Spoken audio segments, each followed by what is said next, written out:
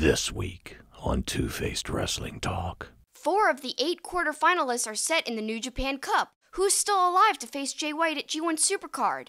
We will break down the early round matches and tell you how our brackets look. And we tell you why the wrestlers aren't the only ones having an impact on the results. A certain referee in colored shoes has been a big part of the tournament story. WWE Fastlane seemed to get off course story-wise, but did the quality of wrestling save the last pay-per-view on the road to WrestleMania? We're also on the road to NXT TakeOver Brooklyn, and the card is taking shape with some surprising results. We will discuss that and share your feedback and opinions next. WrestlingInc.com brings you Two-Faced Wrestling Talk, the podcast that goes beyond WWE and goes in depth on NJPW, AEW, ROH, PWG, and more. Also featuring fun pop culture and wrestling crossovers, listener Q&As, and extended discussions about wrestling topics past, present, and future. Now, here's your host, Kelsi.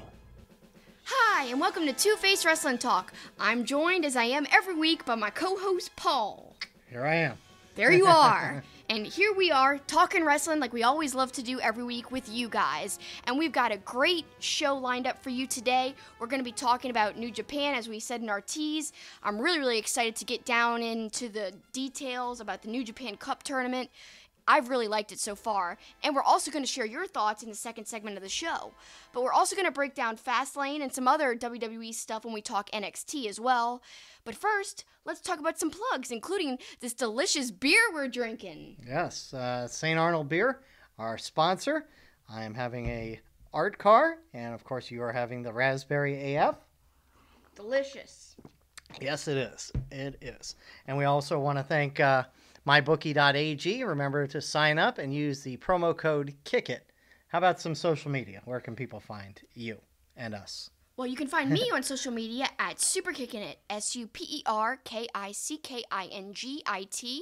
And if you follow me there, you can participate in a lot of polls and questions that I put out on Twitter, and your answers could be read on this podcast. And actually, we're going to be starting something new. We're going to be asking if you want to turn in an MP3 version of your comment or question. You can do so in the future by emailing us at superkickingit@gmail.com. Yeah, that way our listeners and our viewers can send in MP3s, or I guess they could send in a video version if they wanted for to see themselves on the YouTube version of the show. Either way, get to hear some different voices on the show, because I know everybody's tired of hearing mine. So also, if you keep tuned to... No denial there. I just ignored you. Yeah. Also, if you want to keep tuned to my Twitter, you get to have the latest updates about my new show I'm going to start. It's a live show every week called Kelsi Likes. The first episode, you guys voted that it should be about 90s Nickelodeon, and I'm learning so many interesting facts that I think you guys will enjoy on that show. I'll give you a little sneak peek of one of the facts I learned that I'm going to share on that show. It's basically that Artie, the strongest man in the world, from Pete and Pete, was played by the same actor who played the Wiz from Seinfeld. So he goes, "I'm the Wiz. I am the Wiz." I didn't know it was the same guy. I just knew that the Wiz guy was familiar. I had no idea it was the same actor that played Artie. I know one of those references. I know. But also follow us at Two-Faced Pod, TWOFACEDPOD. There'll be polls there as well. But now it's time to give our opinions on the latest wrestling shows, news, and developments. It's time for headlines.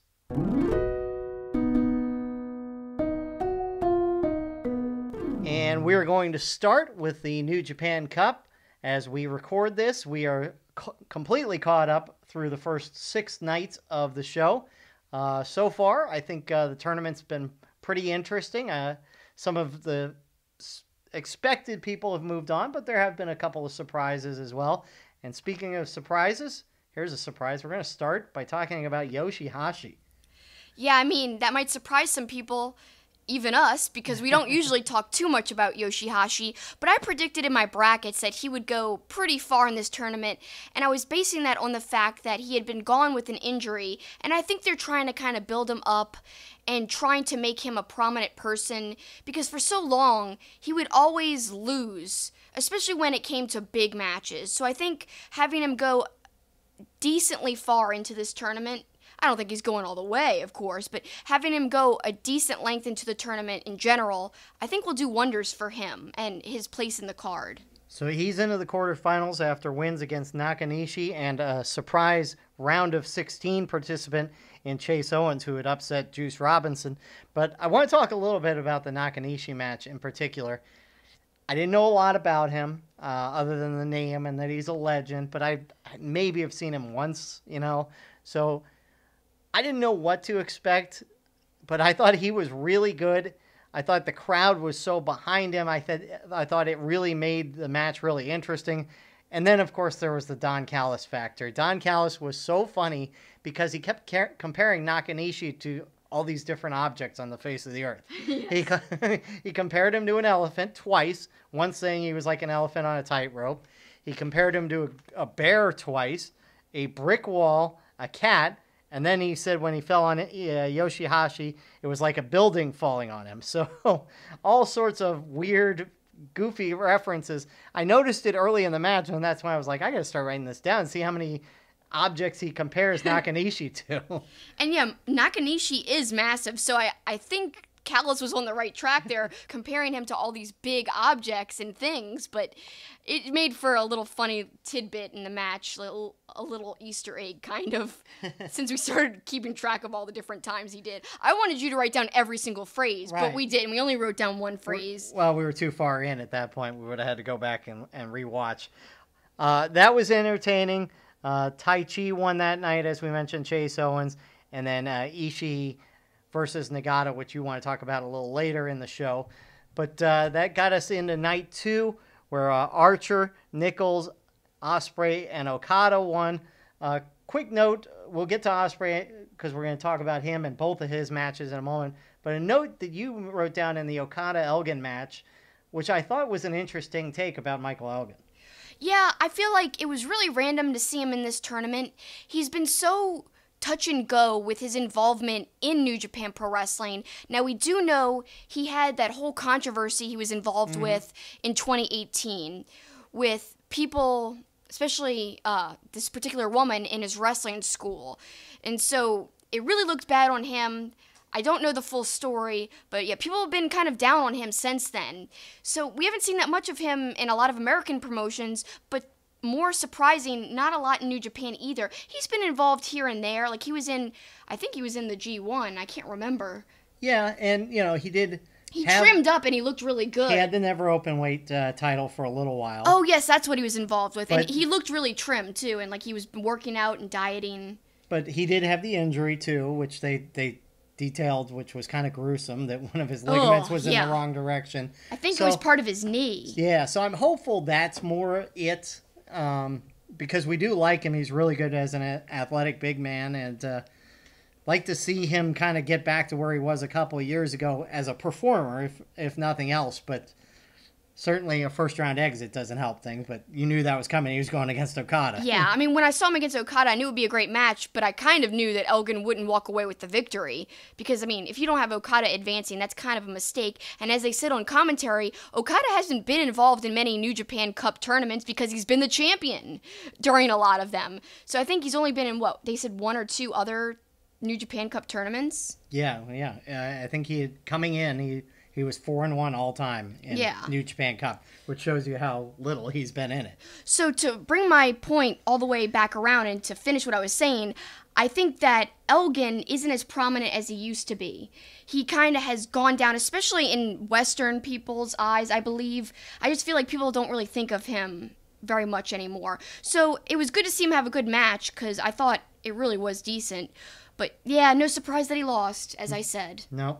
Moving on to night 3, Taguchi was a victor, as well as Zack Sabre Jr. The match of the night of the first round really was Naito versus Ibushi, but that isn't the match we're really going to talk about on night 3. The one that was kind of a surprisingly really good match was Tanahashi against a guy named Shota Umino, a young lion who really showed up. He really delivered. I definitely think he made the most of his opportunity because let's just call it what it is. This was a huge opportunity on an insanely big platform for him. Kevin Kelly on commentary even said, New Japan officials think very highly of Shota. And then he also said it was the first time in the New Japan Cup tournament that a Young Lion theme was played, aka the first time a Young Lion has been in the tournament as basically a full-fledged Young Lion. He's still wearing the black trunks. He's still coming out to that theme as Kelly referenced. So I think all that said a lot of what they must think of him backstage. Well, and you kind of thought going into it, maybe it was going to be like a squash match. All right, we give the Young Lion this honor of being in the tournament kind of thing, but Tanahashi will dispense of him in 2 minutes. It was the opposite. Shota really showed out, and the crowd started chanting his name. They were really behind him. He had a couple near falls, and, I don't think anybody thought he was going to win, but it kind of gave that illusion, at least, until Tanahashi hit the clover leaf at the end.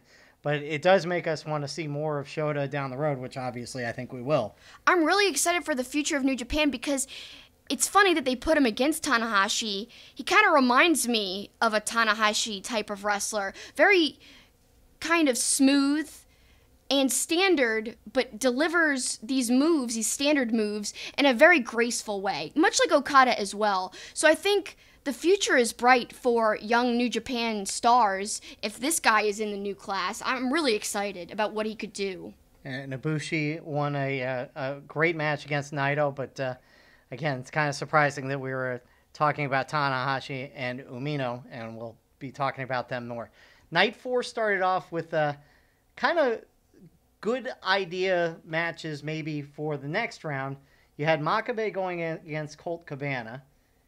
And in the other part of that bracket, you had Yano. So you could have had Yano versus Makabe, which would have been obviously interesting because they are, six-man tag champs, and they have a history. They have a history working together and kind of a history against each other, too. So I thought that would have been interesting. So I picked wrong. I picked Makabe to lose. I picked Makabe to win against Cabana, not because I thought Cabana is not a great wrestler and deserves to go forward. I just thought it'd be an interesting match to see Makabe go against Yano with all that history, as we said.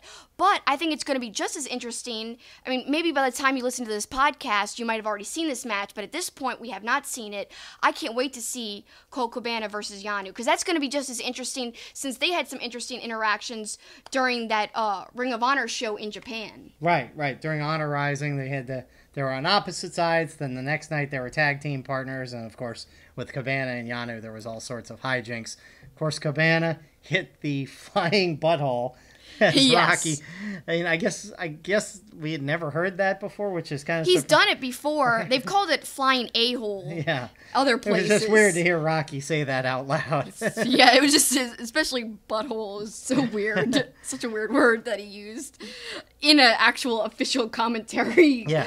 Type of... As an analysis of a move. Yes. Type of setting. It was weird. Suzuki, a great physical win over Kojima, but maybe the best Suzuki moment happened in the tag team matches on the first night as he approached Don Callis. Oh my God. So he's approaching Callis, and Callis sinks underneath the table, and he's got his cell phone blocking his face, and he's like, he was like, I can't even do it. It was really high pitched. It was ridiculous. And Kevin Kelly was like, what are you doing? This is absurd. You sound like you went into another octave there. It was insane. It was. I laughed so hard. It was pretty darn funny.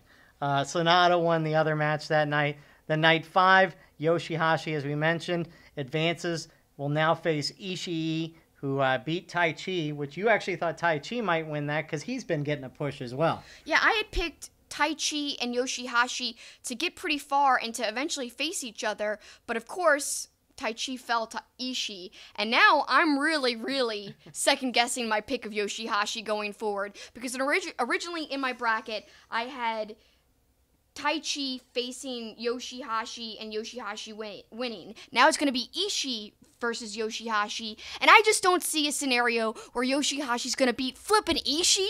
Ishii's brutal. Ishii's insane. Ishii has gone toe-to-toe with the likes of Kenny Omega and flippin' Nagata, who's a legend, which we'll talk about a little bit later, that match that I loved. But man, them going against each other, does Yoshi Hoshi really have a chance? At least I think I know he's getting a push, and they're wanting to make him more prominent, but so much so that they have him go over Ishii, who's been a really steadfast, prominent person, really upper tier, mid-card guy, who's been really, really good for New Japan Pro Wrestling as a whole, and he's done traditionally very well in these tournaments. So, I don't know, just to see him fall to Yoshi Hashi, I don't see that happening, so I'm questioning my own flippin' bracket. I thought it was interesting in that Taichi Ishii match. As long as they've been around, it was only the third time they've ever met, and the first time they've met in 10 years. And they put on a great match. Crowd was definitely into that. Taichi, another good showing in that, though. I was going to say, Taichi surprised me. I thought he did very well. And, we said this the last time Taichi had a match. So, what is this new trend now? Us complimenting Taichi? I don't like it. I'm still mad at Taichi because, of course, he had to lose, and now my bracket's in danger because it's Ishii versus Yoshihashi. So I still can end up saying, darn you, Taichi, on the podcast, and it's relevant. So although I'm praising his wrestling, I'm still saying, man, you're the worst, Taichi, in another way, at least. And night 6, we'll get to Ospreay in just a moment, but the other match on night 6 was Okada beating Nichols. Nichols, of course, a new player in New Japan, coming over from NXT. He was a part of TM61. A new old player. Right. He's back after a number of years, obviously, from being in NXT, as you referenced. And he's going to be in Chaos, but one thing we noticed right off with him, he's got to develop a little personality. There's no play into the crowd, but there's no anything. There's no screaming at the opponent. Ishii doesn't play to the crowd, but he screams at his opponent and intimidates him. Nichols has got to develop something because the crowd certainly wasn't invested in him in any way. When you're in the ring across from Okada, that's a hard opponent to be in the ring with because Okada, although he kind of has a stoic facial expression, he's got a lot of personality with little subtle things he does. He really does have a big persona, and you might not think that if you're a casual fan just getting into New Japan Pro Wrestling, but trust us, Okada has this cockiness that's really subtle, and then he brings it out sometimes, especially in big matches, and he also just has a coolness about him. So to me, when you're across the ring from him, it's hard to measure up and to stand out against somebody like that. But I kind of told you during that match, man, Nichols kind of looks miserable. I'm sure it's not on purpose, but I don't know, he doesn't look that happy, and maybe that's part of his character, but his character doesn't seem very defined at all, and that's why I thought he just looked upset to be there, and that it wasn't part of his character. But like you said, hopefully we see more and more from him going forward, because he could be somebody great if they spend time developing his character. And we wrap up night 6 with Will Ospreay beating Lance Archer. We'll talk about that in a minute, but on night 2, he took on Bad Luck Fale, and great match by him, and we love talking Will Ospreay. We do. He's one of our favorites ever. He's so good, and what he's one of the best at is selling. And I know I've said that before, but it bears repeating because it's true. He's one of the best sellers in the world. And against these big guys, that stuff is important. But it says a lot that the company believes so much in him that they let him go over on such big heavyweights. And it also shows that he's serious about what he says about changing up the never open weight title and making it more prominent, and also making it a title that can be defended against heavyweights, not just junior weights, because technically Ospreay is still considered a junior weight, but he's having these great matches against heavyweights, and I love it. Just shows how serious he is, and how obviously in the future with his defense of that title, he can go against anybody. And him performing the Stormbreaker on Archer just blew my mind. I loved it. Yeah, and even going back to Honor Rising, he did it to Jeff Cobb, so great things by him. But it's also funny watching a Will Ospreay match with you because you are so emotionally invested. When Fale got a near fall, you flinched. Then in the Archer match, when you thought Archer was going to win, you squealed no and then was pumping your fist. And you're just so excited watching Will Ospreay. He's my favorite. He really, really is. And I just couldn't believe it. I was jumping up and down and being like, oh my God, he did it. After he did the Stormbreaker on Archer, I was so pumped up. Because yes, he used the turnbuckle a little bit for help and leverage and getting him up, but he took a few steps with Archer's weight on his shoulder. So it wasn't just with the help of the turnbuckle. He did move around with Archer's weight. I thought that was super impressive. And it really shows that he's more than just a junior heavyweight. He's more than just a high flyer, because as we've seen time and time again, his promos are good too. Mm-hmm. So not only is he great at high flying, great at wrestling, and he's doing more than just flying in his matches. He's kind of trying to do a little bit more hard-hitting stuff, which I like too. But even in his interviews, they're great. They're filled with great promo type of answers, and he had a really good recent interview with Kevin Kelly. It was on a video from New Japan's YouTube channel. The video was called Road to G1 Supercard, Will Ospreay. And they did it at a bar called Bar at MSG, which is actually in Roppongi, not in MSG. So it was kind of interesting. It was kind of weird because Will Ospreay was drinking wine while Kevin Kelly was interviewing him, and they were doing it like a bartender and a guest at the bar type of thing. Kind of neat little style there. But Ospreay was basically saying, I really, really want to be in the main event at G1 Supercard. So it really makes his matches in the tournament seem really important after I listened to that interview. Then he also said, I care about what everyone thinks that buys a ticket to see me. I care about what they think because once upon a time, that was me buying a ticket to see somebody. And I want them to have a good experience, and I want them to think that I'm, worthy of a main event spot at G1 Supercard and worthy of facing heavyweights, etc., etc. Just his emotional speeches are really, really good. Well, Ospreay looked awesome. And look, Lance Archer looked really good in that match in night 6. Back to night 2 really quick. There was a little bit of controversy. Spadlak Fale's shoulder clearly was not even on the mat on the pinfall, but whatever. But that does bring us to an interesting point. A sidebar in the New Japan Cup has been Red Shoes. Yes. He's been definitely involved. I wrote down that he was involved in 3 of the 4 matches on night 1. And Callis had a very interesting comment just to show you how kind of integral Red Shoes was to the match. He messed up part of it where he wasn't paying attention. Right, and then Red Shoes gets his shirt grabbed by Yoshi Hoshi, and Callis said later he got his shirt grabbed and he sold it like he'd been shot. Yeah. But 3 out of 4 matches in night 1. Night 2, he was involved in that Ospreay Fale match. He was a big part of the ZSJ Evil match. And then, in the Taichi Ishii match where Taichi shoved him in front of Ishii. So kind of interesting that Red Shoes, who is apparently officiating all of these matches, because I think he's done every match. Maybe one he didn't, but yeah, he does he does the biggest matches. So anything that's kind of like, but usually that's 2 or 3 maybe. But those first few nights there were 4 main matches, and he was doing all 4 of them. And he was certainly a part of all of them. So people get mad at referees being involved in the match. I've heard people kind of criticize, actually, specifically New Japan Pro Wrestling for doing that. They're like, oh, it makes the ref look dumb, and it kind of demeans the whole match. I don't mind it. And it's happening quite a lot in this tournament, though, I will say, more than I expected. Yeah. But Red Shoes is a ref that, even though that happens, I still don't think any less of him. I just like him so much. He's so expressive. But it does kind of make him look silly, especially when Callis, like you said that comment about he just gets his shirt grabbed, and it was obviously just that. A shirt grab. A very simple grab. And he acted like he'd been like seriously injured. Oh, he was cowered down in the corner. It was ridiculous how he acted. So as we mentioned, as we record this, one side of the brackets quarterfinals are set. I have Ishii still alive, but I had him going against Juice. Of course, now that's going to be against Yoshi Hoshi. But I have Ishii winning that next match, so I'm in good shape there. You really need Yoshi Hoshi because you predicted him into the semifinals. I can't believe I did this looking back, because I'd rather see Ishii versus Okada, but right now it looks like I could have Yoshi Hoshi versus Okada. That's what I had picked. So I don't know. I'm questioning my own bracket now.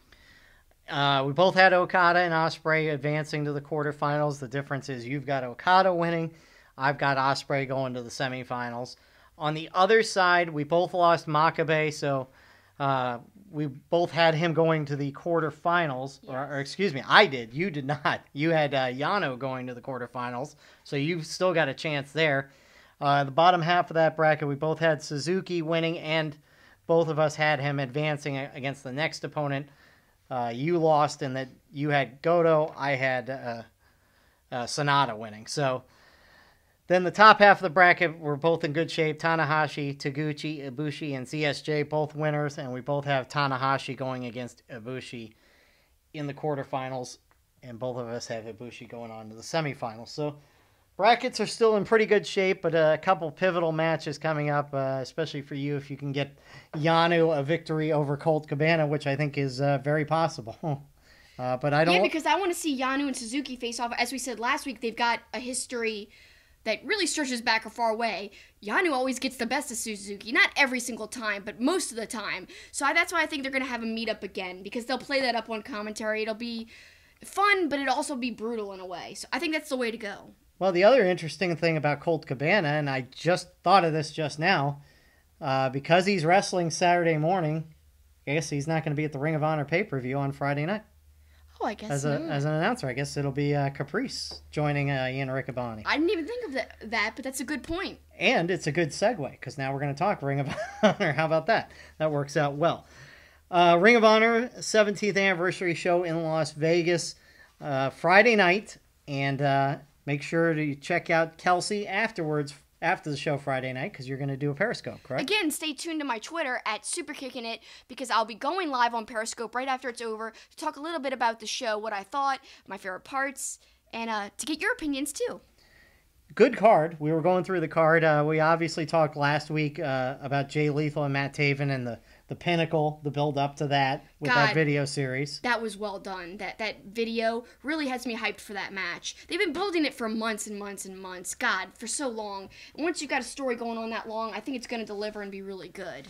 Jeff Cobb versus Shane Taylor. That's going to be a really interesting physical, big guy, but both are real agile big guys too, obviously. Lots of people sleep on Shane Taylor, but you shouldn't, because he's really, really talented. We had the pleasure of interviewing him last year before Supercard of Honor. Not only is he agile and really athletic, but he's super nice too, although he's playing a bad guy, which I love, so.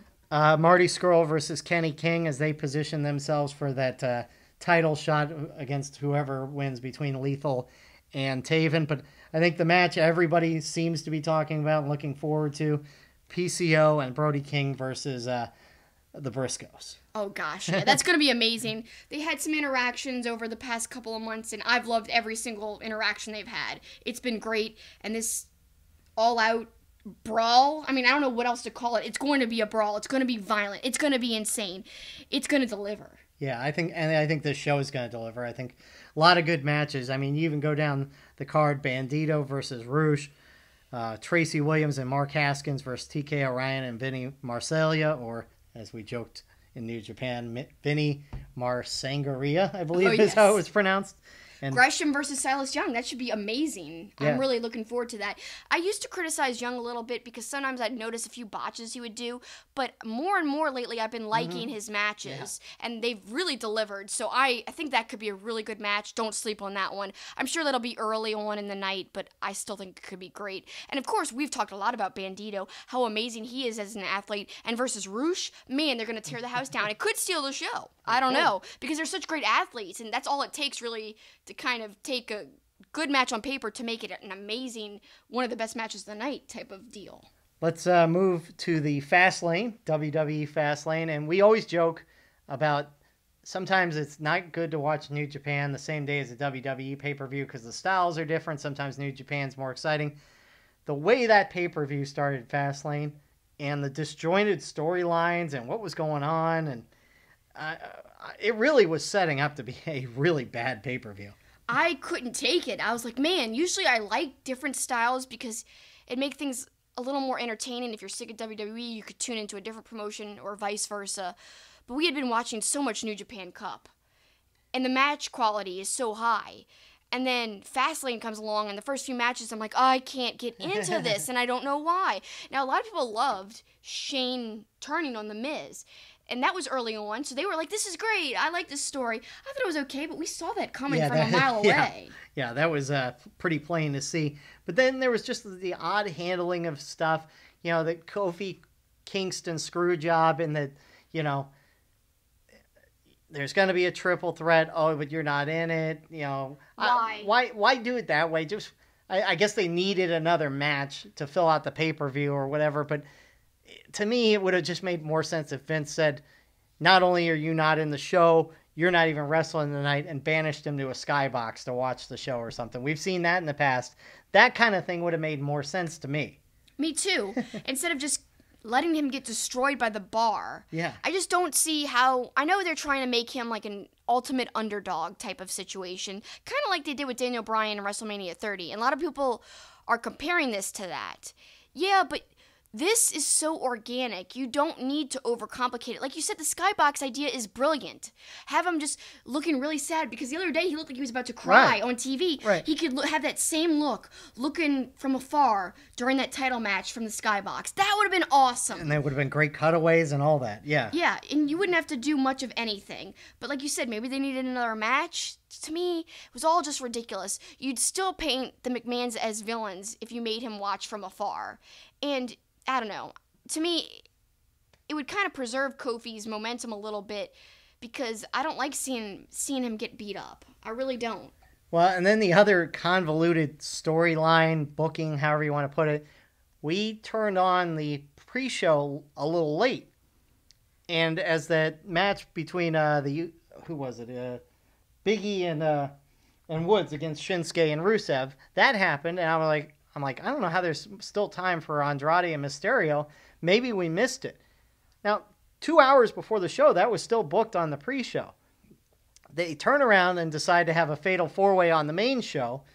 And the funniest part about that is that was the best match of the night, or arguably the best match, definitely top two, as they end up moving Andrade and Mysterio in with Truth and Samoa Joe in a U.S. title match, and that was a great match. That was my favorite match of the night. In fact, we've been writing down what we think could be the best match of every show we watch, just so we could keep a running total of our best matches of the year. So we put one from each show, but we didn't agree. I said it was the U.S. match, which was my favorite of the show. You said it was the main event, which was good too. Right.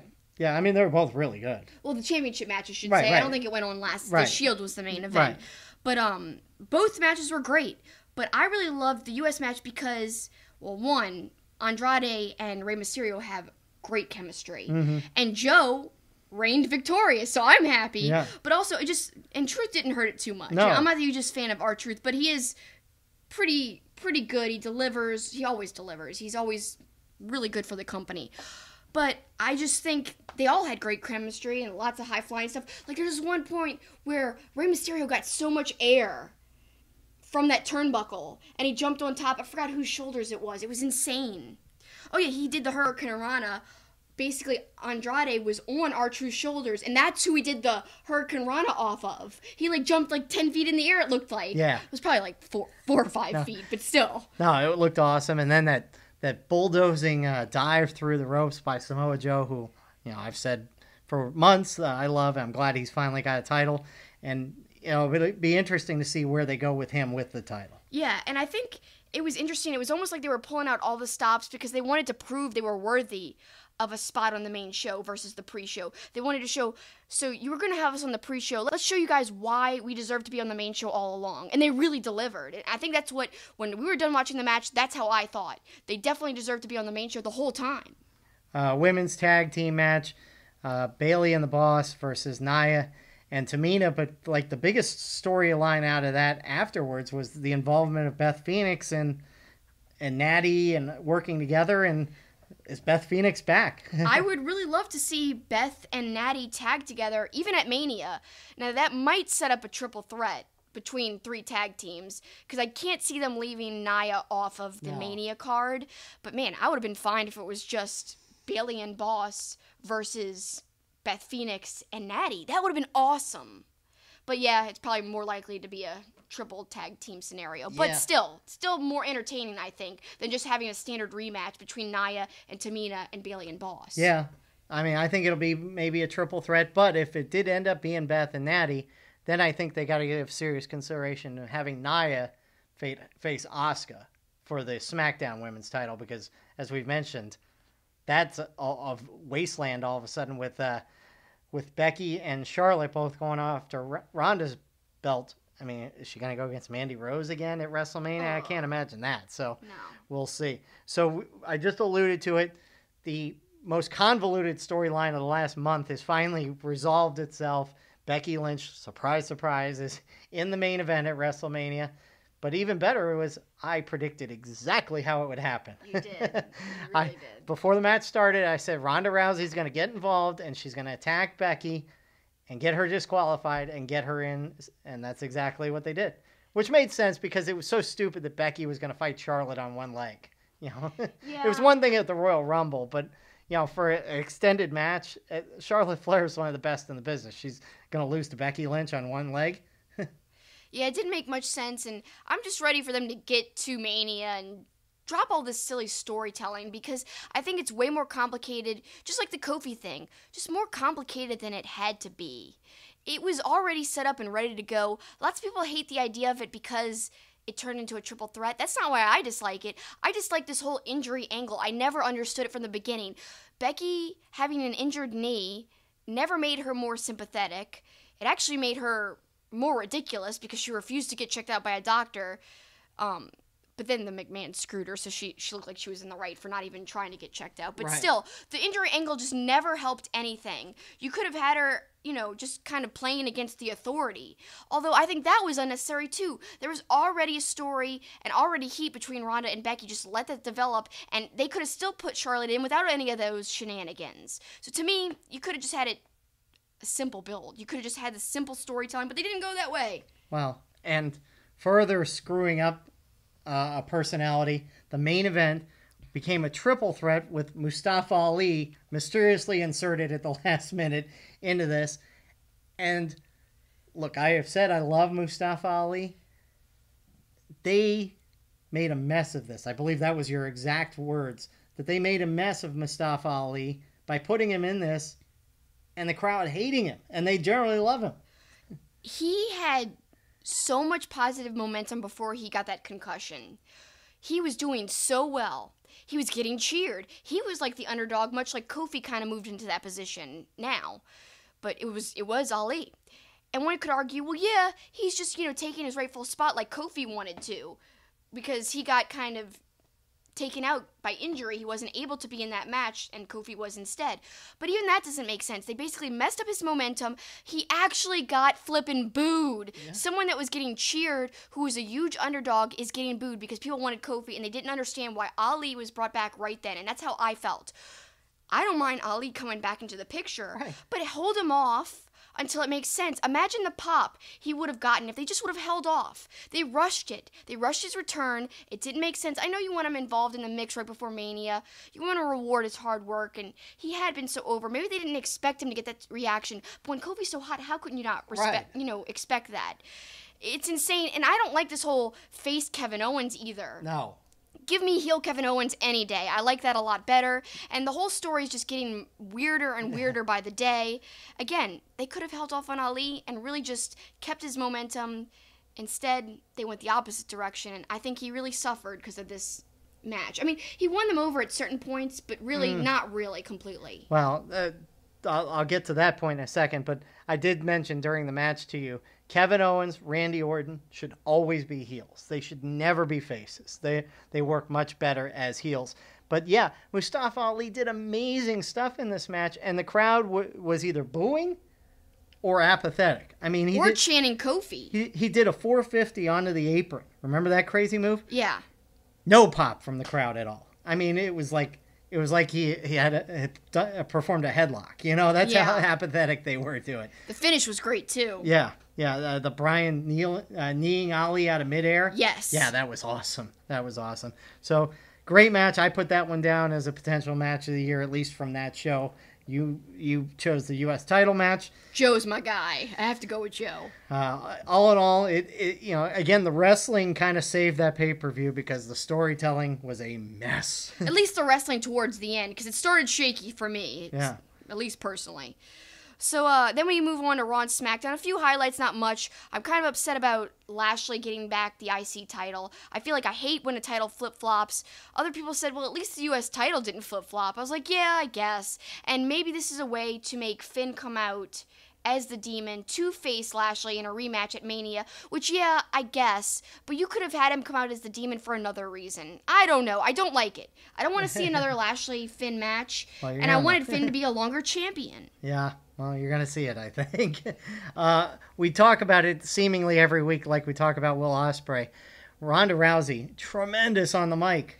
People are saying the opposite on social media. You and I are in the minority. She was great heel work on the mic again. People don't like it. They think her heel work's ridiculous. I disagree, respectfully, of course, because we could all agree to disagree. That's my big kind of mantra. I know I say it every week, but it's true.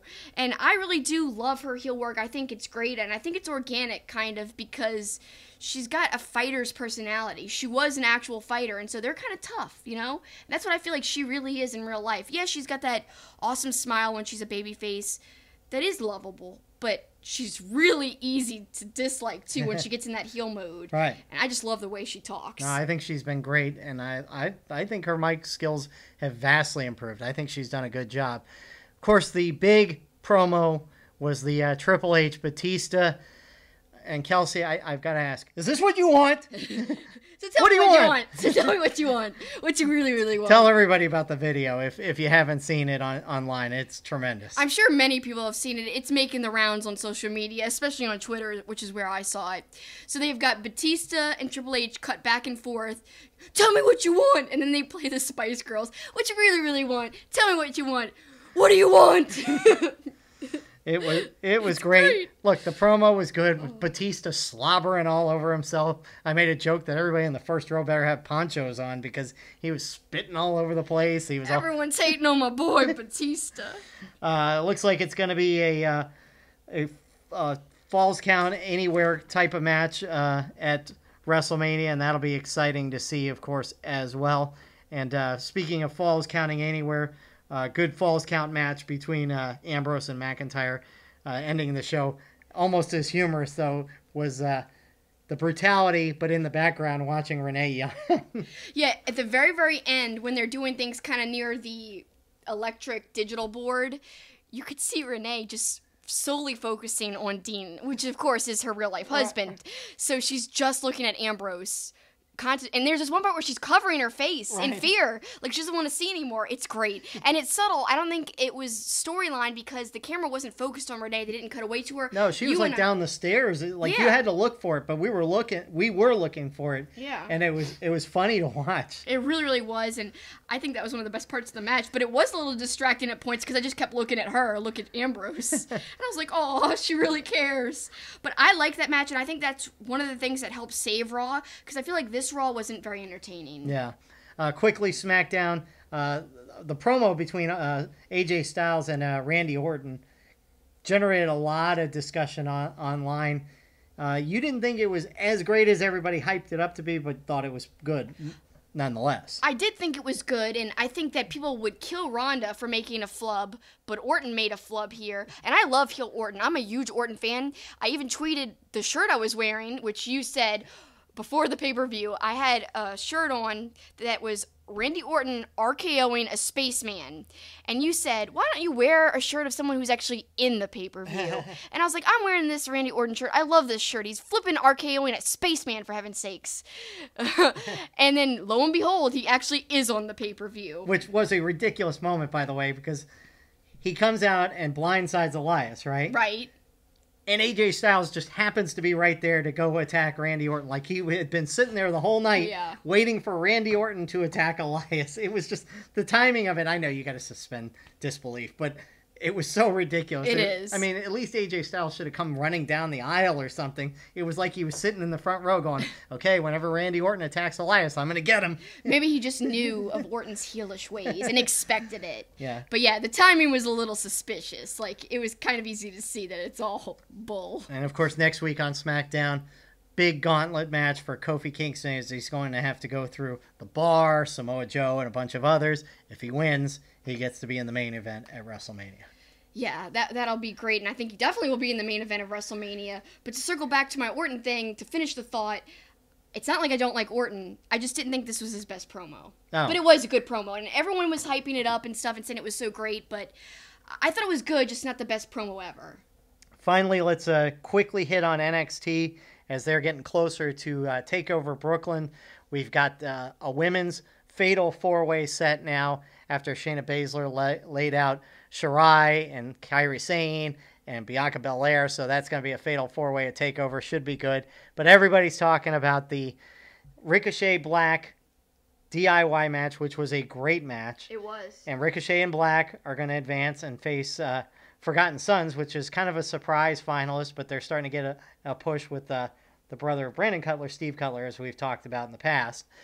But everybody's talking about how the match ended as they went off the air and Johnny Gargano turned in the tables. That was so well done. The way he was like faking the leg injury and then Ciampa goes to hurt Gargano. Gargano's like, nope, I already got the leg up on you. No pun intended. But it really did. It was awesome. And Candice was smiling evilly with him. Yeah. Just smiling over Ciampa like smug. Yeah, I loved it. But you do want to address a point about Candice, and it is kind of a point of discussion that more and more people are starting to notice. I saw a friend of mine on social media say this as well. He said, Candice is so good, but why is she only Johnny's wife? That's basically what she's doing on NXT. She's playing Johnny's wife. And I don't like that either. Yeah, she's had some good showings, but she doesn't have a main storyline that she's involved with right now in the women's division. I want to see her do some prominent stuff. She could be a champion, and I've talked about this before. I've talked about how I wish she would have been with AEW had the timing worked out differently. But that would have been hard to happen anyway because I'm sure she wanted to be in the same company as her husband. But still, she would have been treasured. And I'm not saying that word lightly. She would have been treasured by AEW. They would have probably made her the first women's champion because that's how highly the Bucks have thought about her and have always loved working with her. They've said that many times. So to me, I don't know, it's just a shame. I loved her involvement in this, but let's see her do more, and let's see her have some great matches, because she can. She could face anybody, including men, which I love. I think she's going to get a push here. I think you're going to get another round of maybe promotions or something. And she's already had a good match against Shayna Baszler on NXT TV, so hopefully she will get that chance. Well, we're not done talking WWE. Coming up, we read your feedback on WWE as well as New Japan Cup as we once again turn over the show to you when we return on Two-Faced Wrestling Talk. St. Arnold Brewing Company, located in Houston, is Texas' oldest craft brewery. Their goal is to brew world-class beers and deliver them to their customers as fresh as possible, making them the best beers in Texas and Louisiana. Their customers are beer lovers, people that appreciate great full-flavored beers. So whether you're enjoying an art car IPA or a smooth drinking lawnmower, look for St. Arnold beers throughout Louisiana and Texas.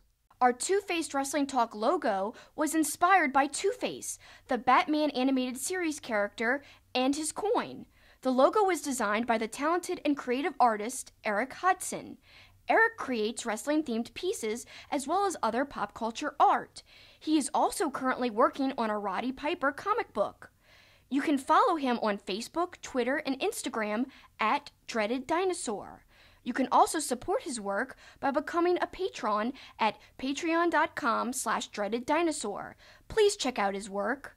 And now back to Two-Faced Wrestling Talk. So earlier this week, I put out on social media, what was your favorite match of the New Japan Cup so far? And I said I've been enjoying the tournament a lot, and I really, really loved, my favorite was Ishii versus Nagata. And I hold true to that because at that point when I tweeted this, we hadn't seen the last 4 matches that we've now watched. But even watching those, I really still love Ishii versus Nagata because it was brutal. And man, Nagata had blood in his mouth when his eyes rolled backwards. Yeah, oh, that was so stuff. cool. That was a great visual. I probably would have agreed with you had we not watched Night 6 and Ospreay versus Archer. And I mentioned it earlier. I thought Lance Archer had it's funny because we joked about him not doing the water thing in the crowd. And I'm like, well, that kind of ruins him because it's one of the things he's known for. If he has matches like he had against Ospreay, more singles matches, I think he's going to get a push because he was tremendous. Ospreay, as always, was tremendous. We talked about the Stormbreaker from Ospreay, so that is my match so far, Ospreay versus Archer. That's a great pick, and that would be a close second. But again, I love the brutality of Ishii versus Nagata.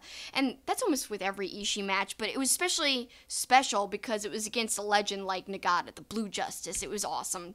So let's go to your choices, our listener choices. So our good friend Luke at Bren123 Luke said Goto versus Sonata. Good pick. Yep. One you lost on in the bracket. Yeah, I did. I chose wrong. At BC Mendoza said Naito versus Ibushi, which I think most people were expecting to be the best match of the first round. And also Crazy Pete 315 also concurred on that, but then after that agreed with you on Ishii versus Nagata. Yeah, I mean, how could you not love that match? It was so good. Then we've got at Zach Shi 130. Fave New Japan Cup match, Suzuki versus Kojima, was longer than Ishii versus Nagata, like the brawl aspect of it. I was cracking up with the facials from Suzuki. If there was a non-Ibushi, Okada, and Tanahashi to win, this is the man. We don't know how much time is left in his body. He's over outside of Japan. Even if he won the New Japan Cup, then became champ briefly, I wouldn't whine. Neither would I. I love Suzuki. Next to Ospreay, he's my favorite. We would be thrilled with that. And yes, his facial expressions and his taunting in that match were so good. Yeah, that was another favorite of mine, but again, it's hard to pick one. It really is, but I'm going to stick with mine. Then we've got at Sir Weaselton. Colt versus Yanu is going to be comedic gold, but so far it's got to be Ibushi versus Naito. And the last couple at Pat West 24, Sabre versus Evil, Naito versus Ibushi, and Ishii versus Nagata. Oh, and Umino versus Tanahashi surprised me, much like it surprised all of us. Then at Crazy Pete 315 responded, I knew Umino versus Tana would be good. No way it couldn't be with who was involved. And he will be a future ace, I think. Definitely think we will look back at this match in years to come and talk about how significant it is. And I like that point because what we saw of Shota certainly makes me believe that he's going to get a push once he comes back from his excursion and all that. Yeah, again, that surprised me a lot. I agreed with Pete, and I think, man, years later, we'll be saying that was the match that made us pay attention to this guy. Much like we talked about Jay White versus Ospreay back in Ring of Honor in 2017, how that was the match that I was like, wow, I'm going to pay attention to Jay White. And now look where he is. I think the same thing we're going to be saying about Shota. All right, so then another set of questions you put out there. If you could change one thing about the build leading into this year's WrestleMania, what would you change and why? Could be anything. And so we got a load of comments, and we'll start with at Mr. Bagshaw. The uncertainty in the weather, that Pennsylvania groundhog has a lot to answer for. I have no idea what clothing to pack right now. Hey, I've said this before. WWE is playing with fire with these outdoor shows. I said it in Orlando 2 years ago. You don't know what it's going to be like, especially with the changing weather patterns. Who knows if a blizzard's going to go through there in early April? Who knows? I would die. And now they're putting one in Tampa in the spring.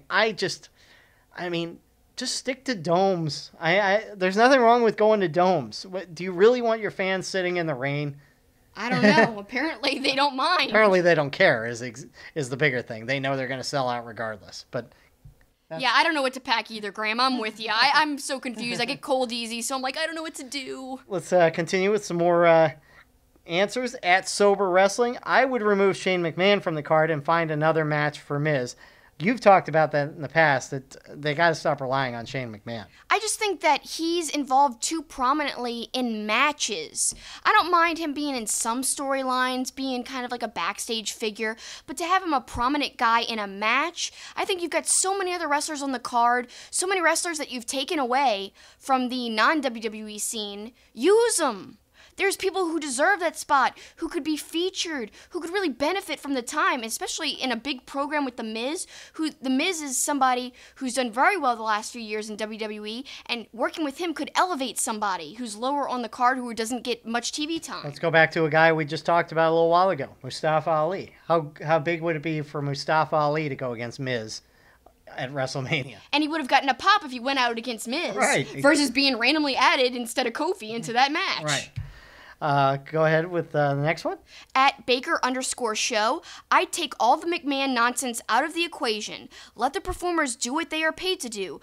Constant recycling storylines where they are the center of attention is ridiculous and played out. Daniel is a great heel, so let him be the one and build with Kofi. Yeah, as I said, I love Daniel Bryan's heel character, and I think they should play that up, and they don't need this McMahon stuff. They don't need to be the heels. Daniel's doing it all, and he could be the sole guy, like Baker said. At Darth Tater 99, I would put Asuka in a better feud and give her more TV time. She needs someone that can talk and cover her inability to talk. She is good in short bursts. Well, two things there. I've said it a million times. Paul Heyman would be great with Asuka. We've said that months and months, maybe even a year ago. Yeah. They would be a great pair. And she does need a good opponent. That's why I'd like to maybe see Nia Jax rotated over. If Alexa Bliss seemingly can't wrestle, to me, Nia Jax has got to be the one that goes into that match. I'd love to see that. I mean, Asuka needs somebody prominent. So then we go to at Lucy_H_lover. I just want that Triple H versus The Rock match that they teased several years ago. Batista versus Triple H might be good, but right now I don't really care. I'm liking the Batista stuff because it's been a long time since he's been around, and although he had all that spitting, I still want to see the match. But I do want to see that Rock Triple H that they hinted at about 4 years ago. I'd like to see that as well. Do you want me to get some heat right now? Sure. I'm over The Rock, I know man. you are. I just feel like he keeps coming back to be in these little segments, and times have changed. I mean, Batista's at least a little more recent than The Rock in terms of the last time he's wrestled. The Rock has moved on. Let's move on as fans. But I understand you guys liking The Rock and wanting to see him. I'm just not a big fan of seeing that Triple H Rock match. I'd rather see this Batista match. Or anybody versus Triple H, really. At Dave Pazewski, picking one is difficult, but I'll go with the booking of the Intercontinental Championship. It's become a hot potato between Lashley and Finn Balor, just as you were saying. These wrestlers deserve better, and this title that has such a long history deserves better as well. Remember when it was prestigious? We say this time and time again.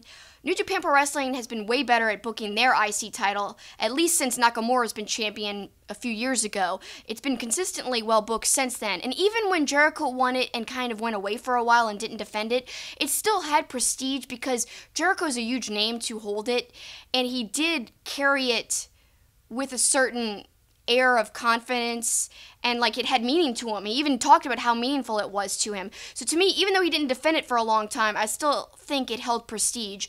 And now we're seeing Naito with it, and obviously he likes it.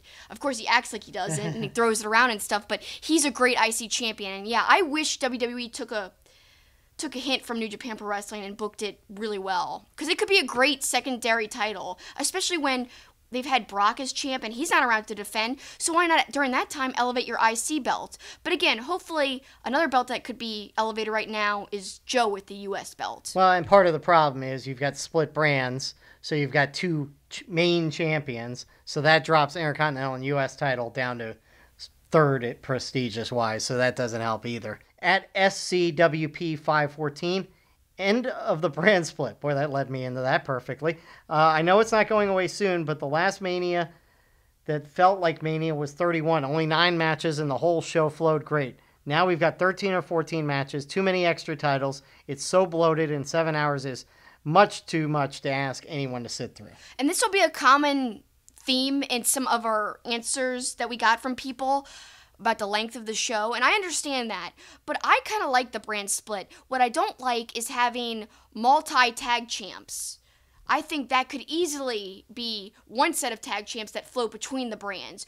That would eliminate an extra set of titles right there. But I understand what he means, but I kind of like the different brands because I think it makes SmackDown more relevant. Then we go to @SaintsFan51797J. I would fix the women's main event and make it a singles match between Becky and Ronda. The current triple threat story is too convoluted and makes no effing sense at all. Becky suspended. No, she's not. Now she is. Now she's hurt. Becky has been completely cooled off. It's sad. Shaking my head. Now, I agree with the convoluted storytelling. I don't like that. But I think that wouldn't matter even if it was just Becky and Ronda or Becky, Ronda, and Charlotte. It was convoluted even before Charlotte got inserted in. So I think the whole injury angle and the McMahon angle should have never been added, regardless of if it was a singles versus a triple threat. I agree, and I think we're also in agreement that Charlotte deserves to be in it. Especially if it's the main event. For what she's done. Yeah.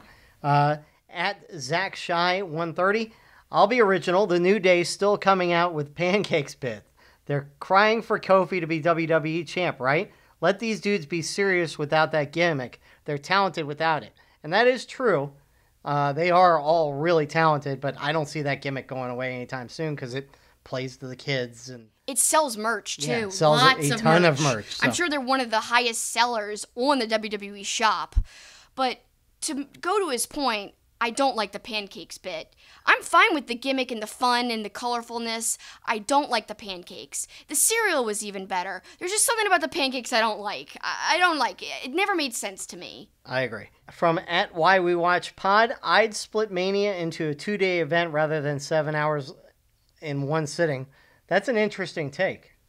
It is an interesting take, and like we said, people are saying that the length is just way too long, and it's funny. Something that is being split into a 2-day event is Wrestle Kingdom. Right. And I'm actually happy about that, even though it'll be weird a little bit at first. I think it'll take some getting used to. But we were complaining how fast Wrestle Kingdom went by. And they're traditionally known for having longer matches that have time to breathe and nothing feeling rushed. I feel like this past year with Wrestle Kingdom 13, it felt the opposite. I felt like a lot of matches were very rushed, and I didn't like it. So they're splitting into 2 days, which I think will open it back up for some breathing room. But having WrestleMania do that would really affect all the promotions that surround WrestleMania. Now, that would be good for WWE because more money goes to them versus other promotions, but it would be terrible for the weekend of festivities, at least for fans who like more than just WWE, who think of it as kind of like a big weekend of wrestling, not just a big weekend of WWE. Right. Next one is from at Psycho Nigeri. No Fastlane, especially after what they did that pay-per-view, is unnecessary. That's something we were saying during the pay-per-view. Having 2 pay-per-views between Royal Rumble and WrestleMania is too much. It really, really is. I thought it was unnecessary. Raj, the owner of Wrestling Inc., even said that as well, and we totally agree with him. Our next comment comes from at Michael CHAUTV. I'd change the whole random wraparounds with Becky and Kofi. Why all this random stuff? Becky winning the Rumble and Vince adding Charlotte because he thinks Becky can't get the job done is simple. Kofi winning a #1 contenders match to face Daniel Bryan at Mania is simple. At Dan Chris Will, I would make Sammy not injured and be involved with WrestleMania. You didn't say it had to be possible. I wish that too, and he could return very soon, actually, because apparently just around Christmas time, he was on Talk is Jericho and said that he and Kevin Owens were kind of on the same recovery schedule. So we know Kevin Owens returned. I think Sammy could be pretty close behind. Might be in that Andre the Giant memorial. Maybe, but is that really where I want to see him? I want to see him with a belt. I know I'm dreaming, but I think you have him hit with his entrance music, though. I think that gives it a little pop. A big pop, I would hope. Yeah. So then we go onwards at D Smooth 210, the creative direction for Asuka and her championship reign. As we said, we totally agree. At That WrestlePod, this isn't really a change, but I'd love if Shelton with Heyman in his corner was Kurt's final opponent. The story is right there for them, and the win would elevate Shelton into a major player on Raw. That would be awesome, and their backgrounds in amateur wrestling would make it even more interesting. There'd be kind of like an ingrained story there. I like it. And yeah, it's not technically a change, but it's kind of like a wish for the build, and I'd love to see that. I wouldn't mind that being Kurt's final match because I think it would be an interesting story, and it'd be putting a young guy over at the same time. And it kind of brings some things full circle and all that too. So exactly. Well, I say younger. You know, it's not his first time around the block in WWE, no. But still. At Old School Pants, the length of build. Eliminate the Fastlane pay-per-view slot, giving an 8-week build to WrestleMania, so it feels like the absolute granddaddy of them all, like it's supposed to be. Yep, as we've heard from many people, lots of people agree, and I agree as well. Then at CP Buff 22 says, Ronda versus Becky 1-on-1. Story would be they want to prove who is better. None of this other stuff. At PCH Nilbog, I would change the women's title match to a 1-on-1 between Becky and Ronda. Seems like a common theme. And let's make Charlotte the referee. Vince has already shown that the powers that be can make or break matches on a whim. that would give us the Becca-Ronda match that we want.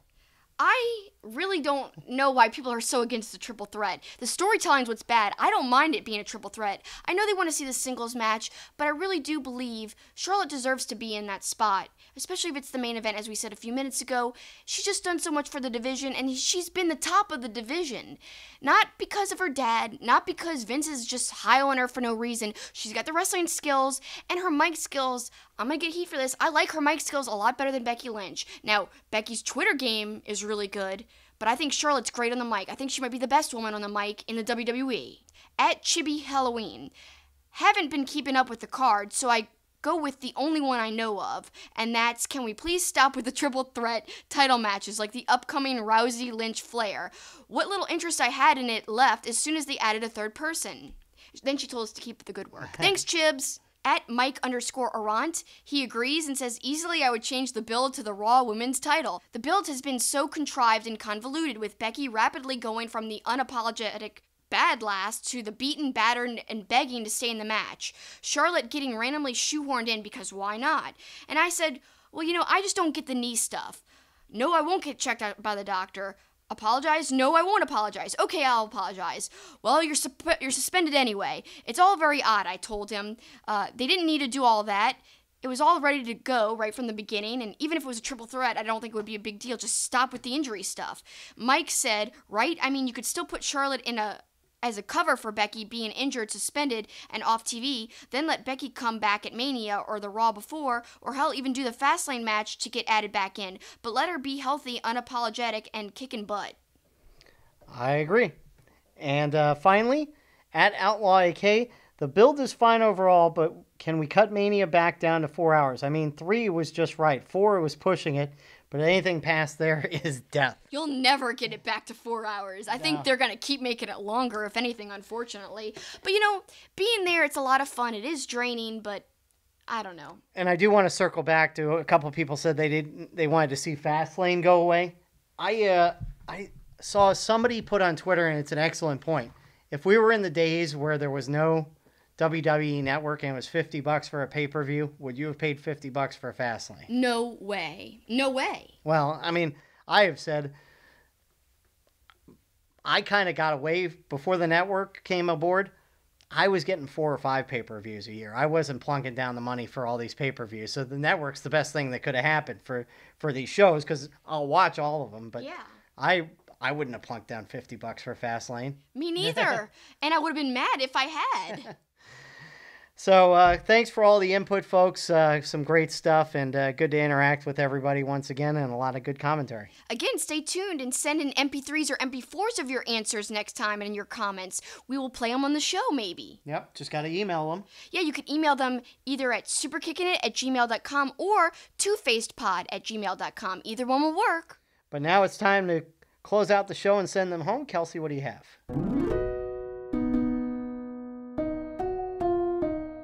Well, I've got 2 things quickly. We'll be revisiting our Boy Meets World pop culture and wrestling segment, the Pop and Wrestling Connection. And there's a special reason why we're revisiting this, which we will reveal later. But it's essentially just a Boy Meets World question with a wrestling twist.